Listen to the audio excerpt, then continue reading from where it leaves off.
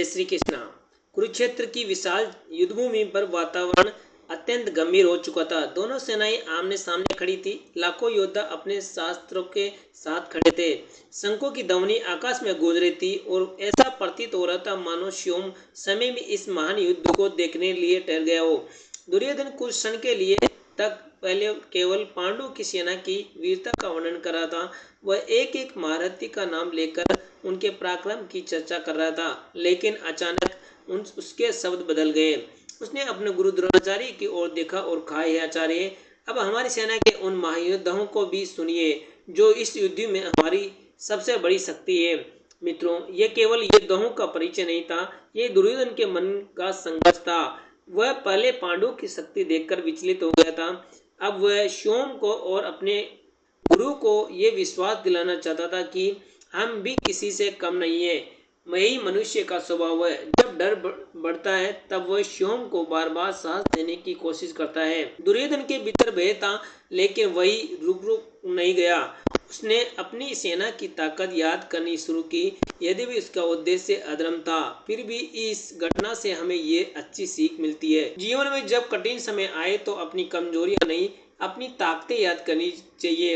एक युवक सरकारी परीक्षा की तैयारी कर रहा था। परीक्षा से पहले उसने सोशल मीडिया पर हजारों सफल विद्यार्थियों की कहानियां देखी।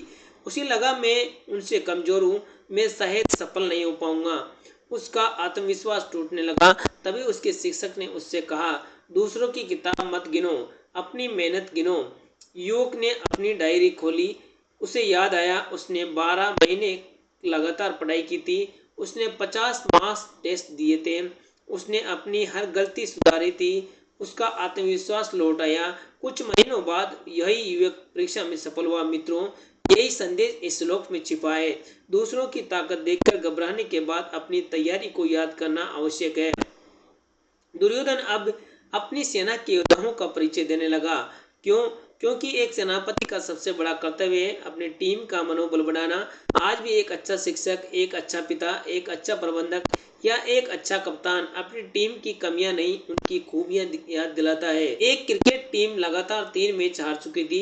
सभी खिलाड़ी निराश थे। मैच से पहले कप्तान ने किसी की भी गलती नहीं गिनाई। उसने कहा, मुझे तुम सबकी क्षमता पर भरोसा है, हम जीत सकते हैं। एक वाक्य ने पूरी टीम का आत्मविश्वास लौटा दिया। अगला मैच उसी टीम ने शानदार तरीके से जीत लिया। इसलिए नेता वही नहीं जो केवल आदेश दे, नेता वही जो संकट में भी विश्वास लगाए। दुर्योधन अपनी सेना का परिचय दे रहा था, लेकिन उसके भीतर छिपा हुआ अहंकार भी था। वह अपनी शक्ति पर भरोसा तो करता था, पर धर्म पर नहीं। यही से उसकी सबसे बड़ी भूल हुई। भगवान श्री कृष्ण हमें सिखाते हैं, आत्मविश्वास अच्छा है, लेकिन अहंकार विनाश का कारण बनता है। यदि आत्मविश्वास के साथ विनम्रता है तो सफलता निश्चित है। यदि आप विद्यार्थी हैं, यदि आप प्रतियोगी परीक्षा की तैयारी कर रहे हैं, यदि आप नौकरी या व्यवसाय में संघर्ष कर रहे हैं, तो हमेशा याद रखिए, दूसरों की सफलता देखकर निराश मत होइए। अपनी मेहनत, अपनी योग्यता, अपने अनुभव और भगवान द्वारा दिए गए गुणों को याद कीजिए। यही सबसे बड़ी ताकत है। जो अपनी ताकत भूल जाता है वह बिना युद्ध किए हार जाता है। जो अपनी टीम पर विश्वास करता है वही सच्चा नेता बनता है। आत्मविश्वास सफलता की सीढ़ी है, लेकिन अहंकार पतन का द्वार है। भगवान श्री कृष्ण सिखाते हैं, धर्म के साथ जुड़िए। आत्मविश्वास वास्तविक विजय को दिलाता है। मैं अपनी तुलना दूसरों से नहीं करूंगा। मैं अपनी मेहनत और योग्यता पर विश्वास रखूंगा। मैं अपनी टीम और परिवार का मनोबल बढ़ाऊंगा। मैं आत्मविश्वासी रहूंगा, लेकिन कभी अहंकार नहीं बनूंगा। मैं भगवान श्री कृष्ण के उपदेशों को अपने जीवन में अपनाऊंगा। इस श्लोक का सबसे बड़ा रहस्य ये है कि दुर्योधन पहले पांडवों की शक्ति देखकर भयभीत हुआ, फिर अपने ही योद्धाओं का परिचय देकर स्वयं को साहस देने लगा।